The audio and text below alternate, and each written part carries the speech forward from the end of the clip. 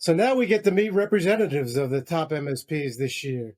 I can say we have the 4 highest ranked MSPs on the panel, but I won't reveal who number 1 is until we do the reveal a bit later. But I do want to share their secrets of their successes and what excites and concerns MSPs in 2025. So we have Expedient CEO Bryan Smith, Marc Capri, president of Ensono, Simon Chappell, CEO and co-founder of Assured Data Protection, and Michael McKerley, SVP of Managed Services at Zayo. Welcome, gentlemen. Thanks, Dave. Thanks for having us. So I want to start off by having you just, each of you, introduce yourselves and you give us a little rundown on what you guys do, what makes you special. We could start with Bryan. Tell us a little about Expedient. Yeah, so Bryan Smith, I'm the CEO with Expedient. At Expedient, we have 15 data centers throughout the U.S., but also one of the largest private cloud platforms. So we really help match clients to the cloud, protect their workloads, and then some of the newest pieces are about how we help get them value out of AI in a very timely manner. Simon? Hi, everyone. I'm Simon Chappell. I'm the CEO and co-founder of Assured Data Protection. We are a specialist and we focus on backup and disaster recovery and cyber resiliency. We're global in terms of reach. We have twin HQs out of Northern Virginia, US, and also Leeds, UK. And being a specialist means we're a friend to the channel. So we have almost every large VAR as a go-to-market and service partner. And we also have a lot of partnerships amongst the other ranking MSPs on this panel. So it's great to be here. Mike? Yes, my name is Michael McKerley. I lead advanced and managed services for Zayo. We provide primarily managed connectivity services, managed cybersecurity services, and managed communication services. We serve over 6,000 clients in 40 countries. Great. And Marc, tell us about Ensono. Good afternoon. Marc Capri, president of Ensono. We specialize in running mission-critical workloads for large enterprises and also modernizing applications away from the mainframe.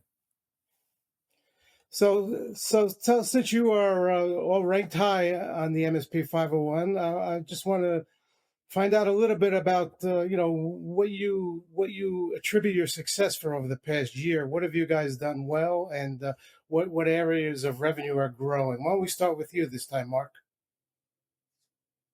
Well, I'd say that we've to my previous point, a lot of clients are thinking about how to modernize their IT estates and more specifically their applications.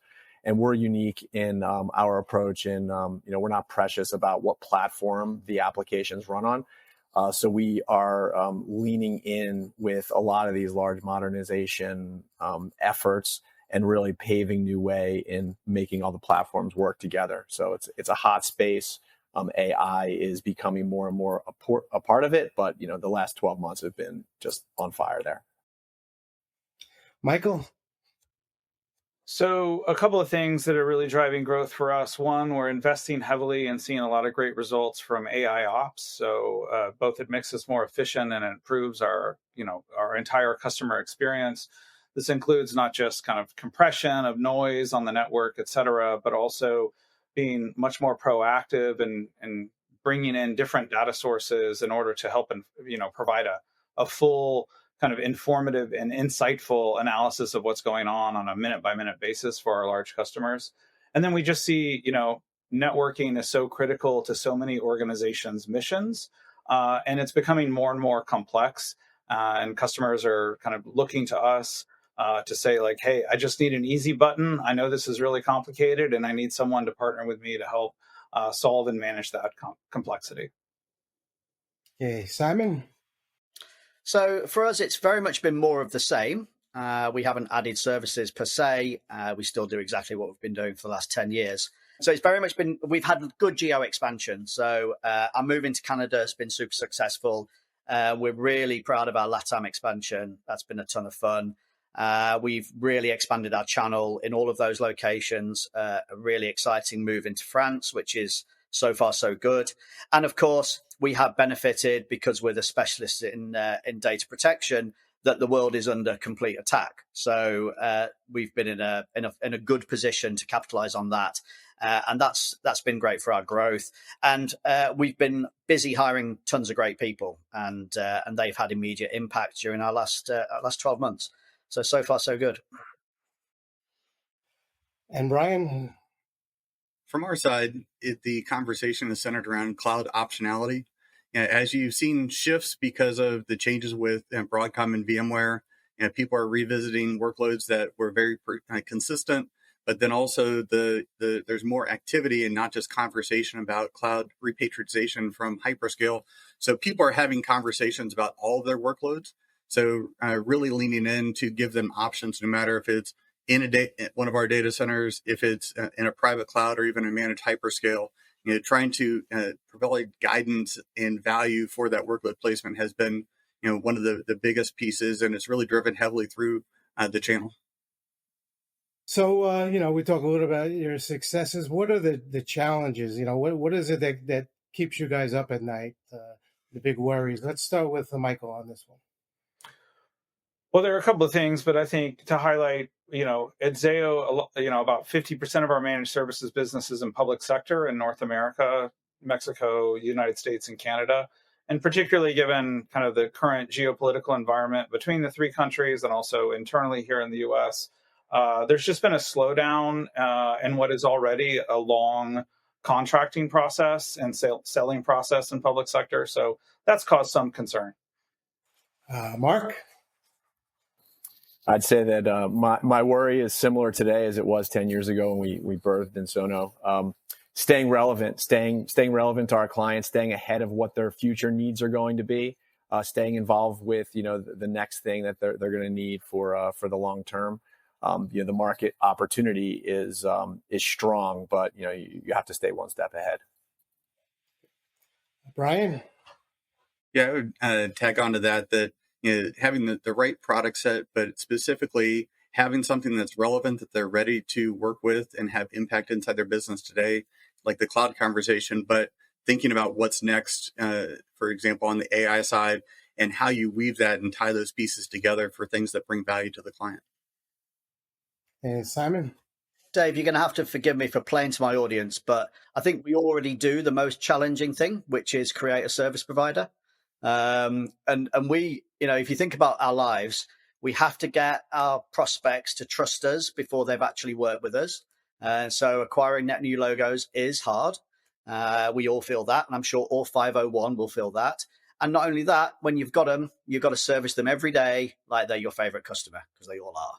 And so we already do the hardest thing, and it's extremely rewarding when it's successful. From a personal point of view, as we've grown significantly, acquiring and retaining talent has been my big thing over the last 12 months. We're specialists, and we need specialists to come and support us. So they're not always easy to find. We're lucky that we've got that global outreach to try and find the talent, but it's not straightforward. So for everyone who's joined, thank you. Thanks for choosing us.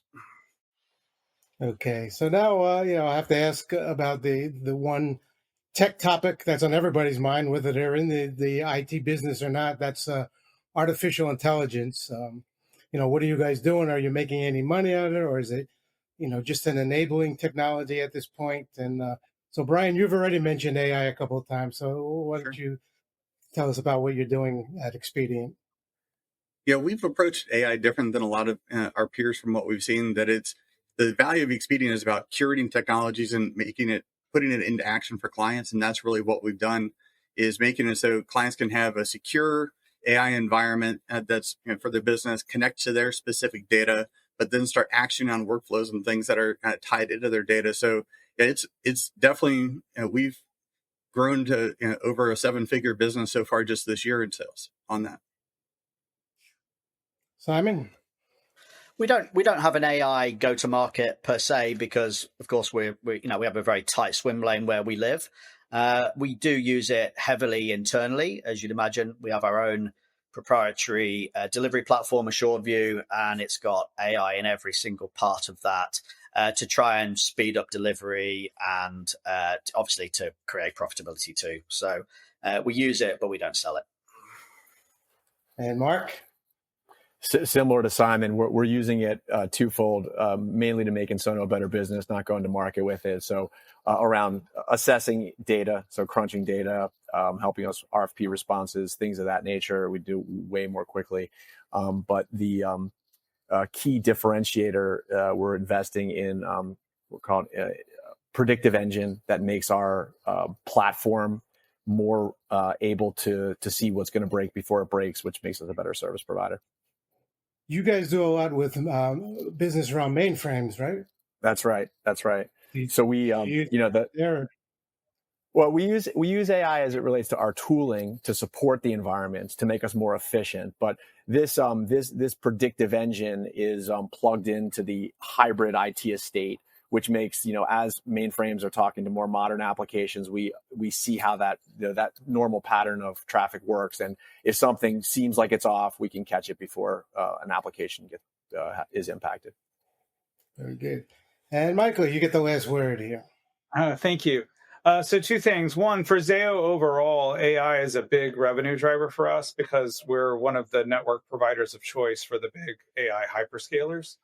In addition to that, specifically in Zayo and advanced services, we don't use AI as kind of a revenue generator, but like others here, to make our digital experience much better, to reduce mean time to recovery, and specifically our new Z Insights digital experience, which we're launching in September, will be very AI driven for predictive modeling, et cetera, that will be customer facing.